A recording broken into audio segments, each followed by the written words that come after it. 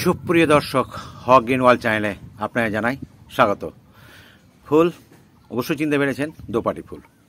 এই দোপাটি ফুল অ্যাকচুয়ালি শীতের সিজনে আমি কিন্তু 12 মাসে একে ঠিক টিকিয়ে রাখি। এটা বিশেষভাবে টিকিয়ে রাখি, মানে হয়তো এখন গাছ ভর্তি পাবেন না, কিন্তু এই গাছটিকে আমি সারা বছরই ফুল যাতে দেয় তার ব্যবস্থা করে রাখি।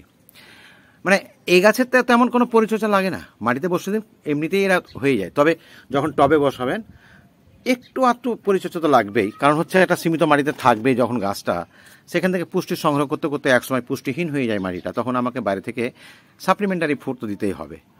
আর কিছুটা একটু ব্যতিক্রমী চরিত্র এদের, কারণ এদের সিডকে যে সংরক্ষণ করে 6 মাস পর বসাবেন তা নয়। ওর গাছ থেকে সিড মাটিতে ফেলে দিলেই আবার গাছ হবে, আর গাছ হবে মানেই ফুল হবে, এটাই হচ্ছে তার ধর্ম। তাহলে এই বৈশিষ্ট্যকে কাজে লাগিয়ে আমি 12 মাসেই এর ফুল নিই। এর অনেকগুলো কালার রয়েছে, তবে এই কালারটা খুব রেয়ার, মানে টুকটুকে লাল যেটা। এমনিতে যেগুলো গোলাপি হয়, সাদা হয়, বা একটু বেগুনি কালার হয়, হ্যাঁ গোলাপি কালার যেগুলো হয় সেগুলো খুবই অ্যাভেলেবল। তবে এই টুকটুকে লাল কালারটা, যদিও আমার এই ক্যামেরাতে খুব একটা কালারটা ন্যাচারালি আসছে না, তো এই কালারটাকে আমি টিকে রাখি। অন্য কালারের উপর কোনো গুরুত্ব নাই, গাছ অনেকগুলো রয়েছে আমার যেখানে সেখানে, সেটা আলাদা ব্যাপার। এই কালারটাকে আমি যত্ন করে রাখি। তো এই ফুল হয়, ফুল হওয়ার পরে যে সিড পট তৈরি হয়, সিড পটটাকে হাত দিয়ে একটুখানি রেখে তারপরে এই যে তলার দিকে ফেলে দিই। যে তলার দিকে দেখতে পাচ্ছেন অনেকগুলো আছে, যা দেখায় প্রচুর আছে, দেখতে পাচ্ছেন। এই যে এদিকে দেখেন আরও আছে, অনেক অনেক বেশি আছে। তো মাঝে মাঝে ফেলে থাকি, অনেক বন্ধুবান্ধব যখন আসে তখন ওদেরকে দিই।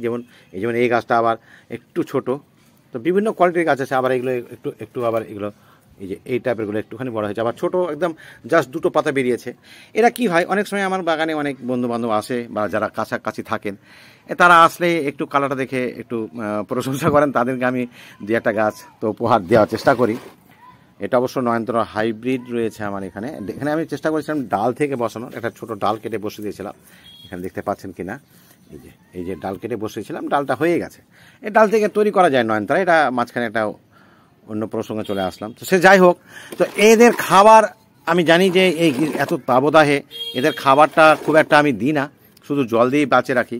কিন্তু ফুলটা যখন দিচ্ছেই, হামেশাই ফুল দিচ্ছে, তো এদের একটু পুষ্টি দেওয়াটা প্রয়োজন মনে করলাম। তো ভাবলাম যে যখন পুষ্টি দেবো, একটা ছোটোখাটো একটা ভিডিও করলেই সবচেয়ে ভালো, কারণ অনেকের কাছেই এই মেসেজটা যাবে।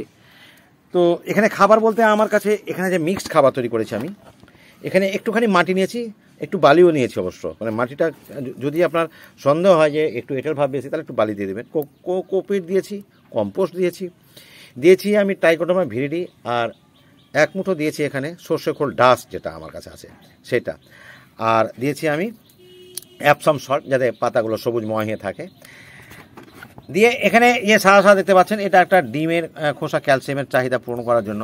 ডিমের খোসাকে ডাস্ট করা পরে কিছুটা আমার থেকে গেছিলো একটু মোটা দানার, মানে চালনি দিয়ে চালার পরে সেটাকে আমি এখানে মিশিয়ে দিলাম। তো যখনই মনে করি যে এরকম কিছু অফ সিজনাল কোনো গাছে আমার হঠাৎ মনে হয় যে না এই গাছটাতে ফুল আসে, এটা 1 মুঠো দিয়ে দিলে হয়। এই মিক্স খাবারটা আমি তৈরি করে রাখি। তো আজকেও এই 1 মুঠো মোটামুটি বা 2 মুঠো দিলেও কোনো ব্যাপার নয়, কারণ যেহেতু জৈব খাবার আমি এটা দিয়ে দেবো। এটা একটু মাঝখানে দিয়ে দিলাম, যথেষ্ট। আর এদেরকে আমি 10 দিন পর বা 15 দিন পর অবশ্যই যেটা কিচেন ওয়েস্ট থেকে যে লিকুইডটা তৈরি করি, তার সঙ্গে আমি মিশেছি পেঁয়াজের খোসা ভেজানো যে জলটা। এইগুলো দিলে কি হয় যে গাছের জৈবিক চাহিদাগুলো তো মেটেই, তার সঙ্গে এই যে ফুল যে দিচ্ছে, ফুল হওয়ার প্রবণতাকে অনেকটা ত্বরান্বিত করে, অনেকটা বৃদ্ধি পেয়ে যায়। তো এটাও আমি দিলাম, জ্বালা হয়েছে বেশি দেবো না, একটুখানি দিলাম, খাবার দিলাম বলে। আচ্ছা, এদের রোগ পোকা বলতে রোগ পোকা তেমন কিছু হয় না, কখনো সখনো একটু মিলিবাগ দেখতে পাওয়া যায় বা পাতাগুলো খেয়ে নেয়। তো আমার এগুলো হয় না, কারণ আমি সুস্থ গাছে আমি করি কি, নিম অয়েলটা দিয়ে থাকি। নিম অয়েলটা যদি সুস্থ গাছে দিয়ে দেন, তো সহজে কোনো প্রাদুর্ভাব দেখা যাবে না কোনো রোগের। এটা হচ্ছে নিয়ম। এখন আপনি আক্রান্ত হওয়ার পর যখন এটাকে চেষ্টা করবেন যে তাকে রিভাইভ করা, তো একটু সময় সাপেক্ষ ব্যাপার হয়ে যায়, এবং সম্পূর্ণ রিভাইভ করাও সম্ভব হয় না। তো যাই হোক বন্ধুরা, আমি ভিডিওটা বড় করব না। অ্যাকচুয়ালি এটাই মেসেজ দেওয়ার চেষ্টা করেছি আপনাদেরকে, যে এই দোপাটি ফুল 12 মাসই করা যায়। ব্যাস এতটুকুই। কথা হবে পরবর্তী ভিডিওতে অন্য কোনো বিষয় নিয়ে, অন্য কোনো গাছ নিয়ে।